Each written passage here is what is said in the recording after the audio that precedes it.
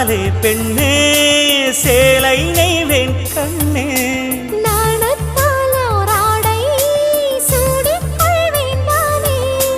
பாயாகும் அடி சொல்லாதே பஞ்சண புதையல் ரகசியமே